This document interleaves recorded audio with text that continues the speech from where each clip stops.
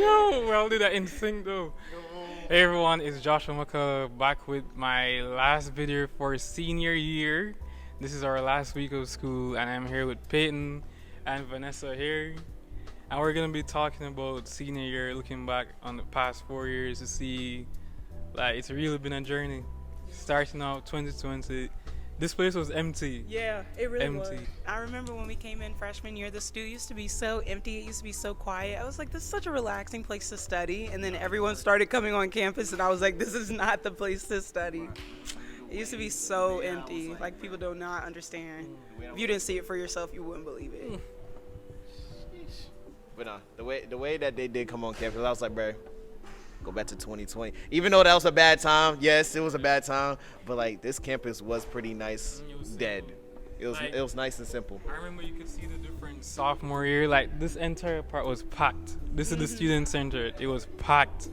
And then I feel like sophomore year is when things started to pick up again, because there's nothing going on here. I told you before, my freshman year, I didn't want to be here. I went home the second semester and spent the whole semester from home. Were you looking for more like culture? Like more people popping out and stuff like that? Yeah, probably, because like at the time you were basically told not to interact with people. Yeah, So in my dorm, I didn't have a roommate. It was just me. This other one, he was the only guy in his room, and it was like you before, had that too? yeah, in Barbie Hall. That's how That was my it. boy Keith, man. Yeah, and like one of my friends now, Richard, we lived right across from each other and didn't like interact because the culture is different. Yeah, You were yeah. told like no groups of more than 3 or so. You had to wear a Yes. mask. Yeah. So it's like different. And then sophomore year, I think junior year to me is when I felt more accepted here. That's when I felt. Yeah, that's when the party started coming back. That's when people started like actually hanging out in like the public places like this. Like none of these chairs and tables were here. For real? Like, yeah, like none of them were. none of the seating, most of the seating in the stew was not there.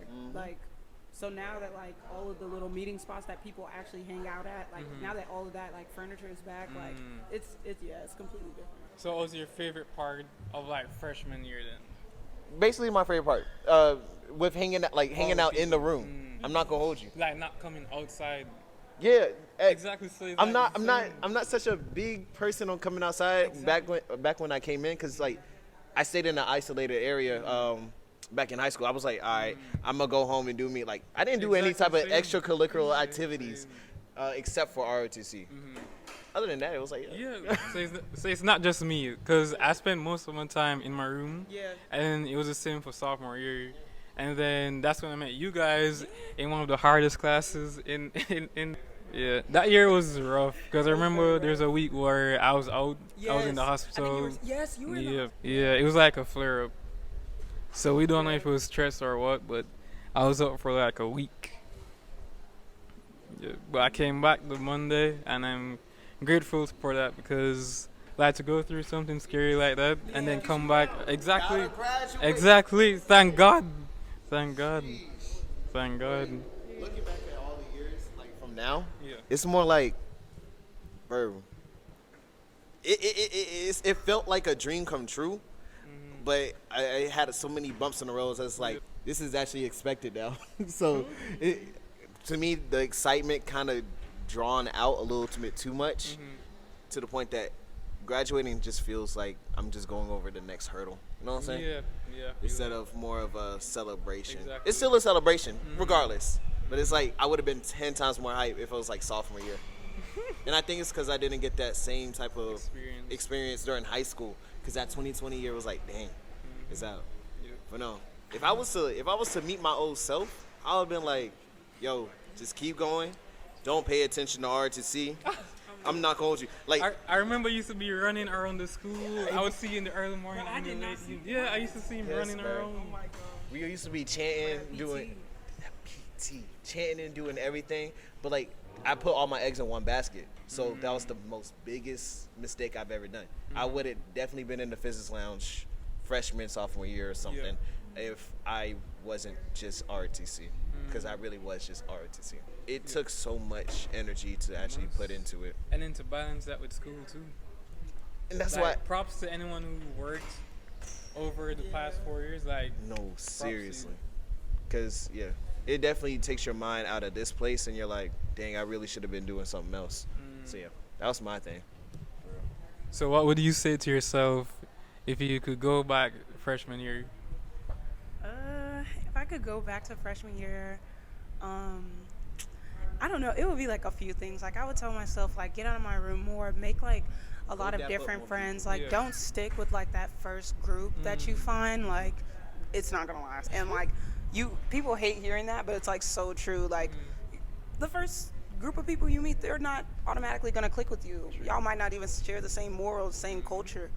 And that's a beautiful thing. Coming to college, like you meet so many different types of people. Yeah. So I would say don't stick with like one person. Expand your palette and go meet other types of people. Go to like events and stuff. Like, well, we had COVID, but so yeah, we couldn't really go to anything. But like, to myself, I'll be like, go walk around or something. True. I did that. Like I used to walk, and even though I was by myself, I used to like just chill at the reflection pool right there. You would chill at the reflection. Yeah, It's just by peaceful. myself, just with headphones, just like you. It's peaceful. Yeah, you had to do something. I couldn't just stay in there I the would whole sit in time. the quad more.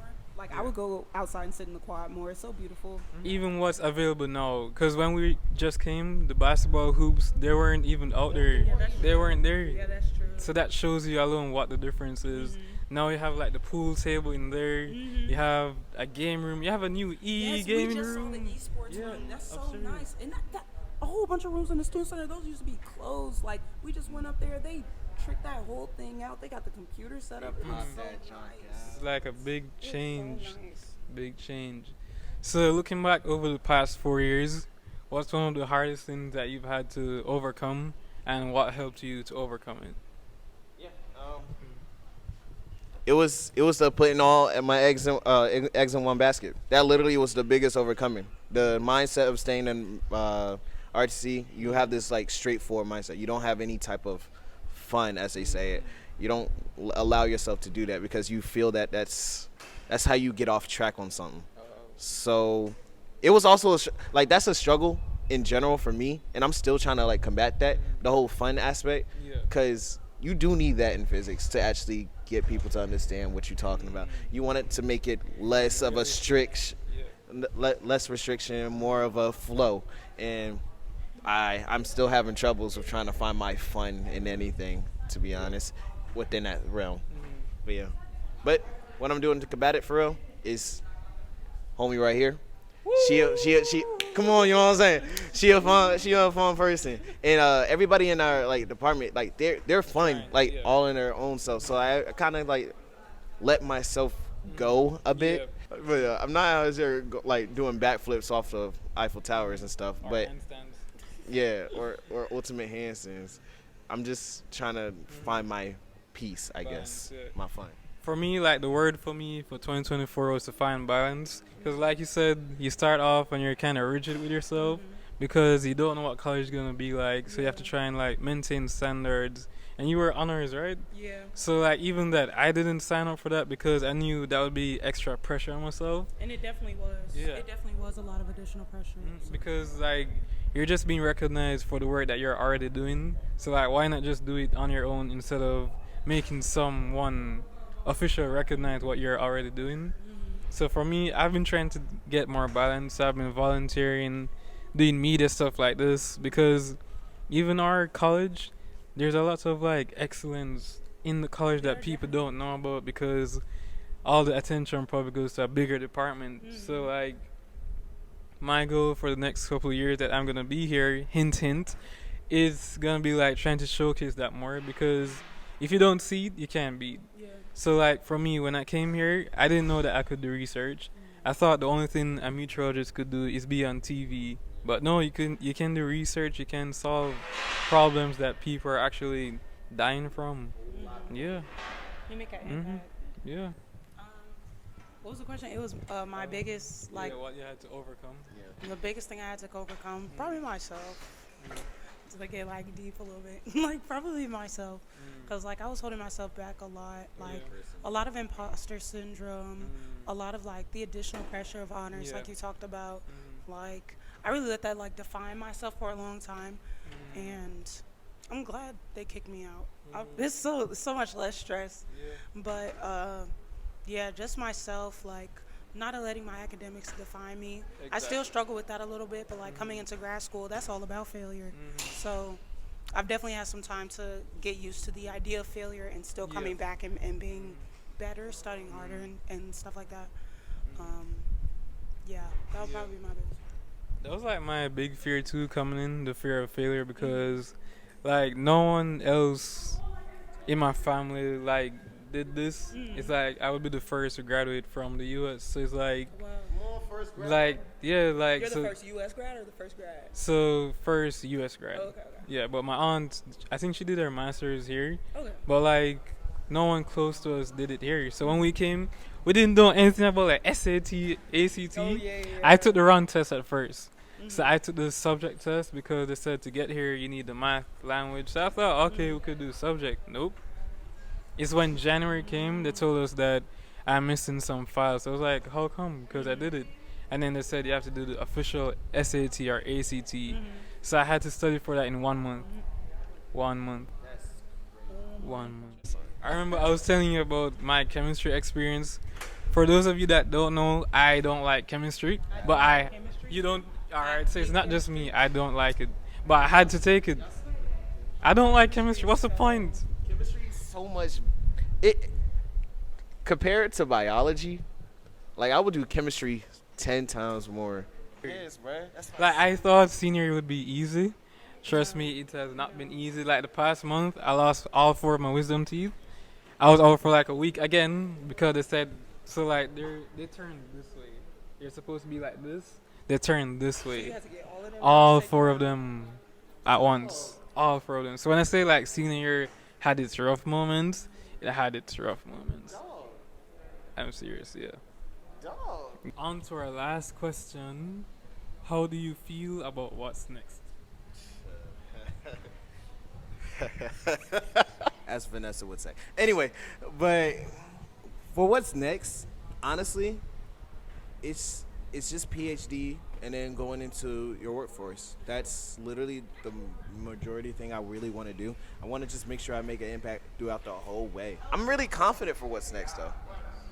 Master's, PhD, working at some other facility in the middle of the time while I'm kind of not in school. I'm ready for it. Shout out Ncat for at least getting me prepared for being outside in the real world a little bit. Yeah. How do I feel about the next steps? Well, I'm really unsure about what I'm gonna do, but I have next steps. Definitely, I have next steps. It just comes with being happy with where I'm at, even though it's not quite what I envisioned for myself, and still making the best out of it and still aiming towards what I want to do. So, yeah, I'm excited. I'm learning and I'm still growing. So I'm excited to be more independent, take that next independent step. So, yeah. Yeah, my next step will be 2 years of graduate school, and then I'm going to decide afterwards what I'm going to do, if it's going to be working or going further. We'll see. We'll see. PhD. We'll see. Doctor. We'll see. Dr. McCalla. We'll see. But it's been nice talking to you all. All the best with the rest of your finals. I have 2 tomorrow, so thank you. That's crazy. But thank you all for watching another exciting and fun episode of Yamtree Productions. Continue to look out for more great videos. As I always say, I don't know when, but when you see them, you'll see them. Peace. Shout out my boy Josh, man. That's my boy for real. That boy doing it for real. Hey, what's up? That's gang. That's ganging them. That's getting. Come on, ganging them. That's ganging them too. That's getting them. Bree, Lex. You know what I'm saying? They about to take our position for the SBS though. Shout out SBS.